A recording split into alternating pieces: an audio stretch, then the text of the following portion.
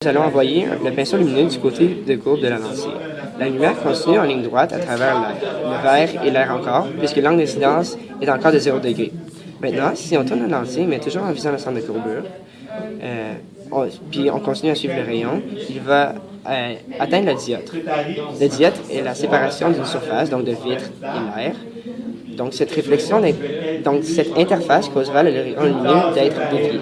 Cependant, au lieu de s'approcher de la normale, elle va s'éloigner de la normale, qui est toujours perpendiculaire à la surface. Si on continue à tourner la lentille en visant le centre de courbure, il va se passer un phénomène particulier. Le rayon réfracté émergent, celui qui sort de la lentille, va se rapprocher du dioptre, donc l'angle de réfraction qui va devenir très grand. Et à un point précis, lorsque le rayon réfracté atteint 90 degrés, il va disparaître et il va réapparaître de l'autre côté. Au lieu de se passer du vitre à l'air, la lumière est réfléchie totalement sur elle-même, comme si le dioptre réagirait comme un miroir. Nous parlons donc d'une réflexion totale interne, puisque la lumière, dans ces conditions précises, n'est pas capable de passer au travers du dioptre.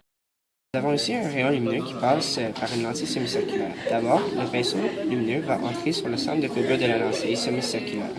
On remarque donc que le pinceau poursuit en ligne droite dans la lentille et sort en ligne droite toujours de l'autre côté de la lentille. Si on déplace la lentille, mais toujours en visant le centre de courbure, on remarque qu'il y a une déviation de la lumière. Cependant, il y a également un faible pourcentage, donc 2 à 5 % de la lumière, qui est réfléchie par la surface de verre. Ceci est donc une réflexion spéculaire. Le reste de la lumière va être réfractée, donc elle va être déviée par la lentille. Si on poursuit le rayon lumineux, on réalise qu'il frappe une autre surface, donc du verre à l'air. On remarque que la lumière continue en ligne droite, même si elle passe du verre à l'air. Le rayon incident est directement sur la normale. Puisque nous avons une lentille semi-circulaire, si on trace une normale, c'est certain qu'elle passe par le centre de courbure et les rayons proviennent du centre de courbure. L'angle d'incidence est donc de 0 et ceci fait en sorte que l'angle de réfraction est également de 0.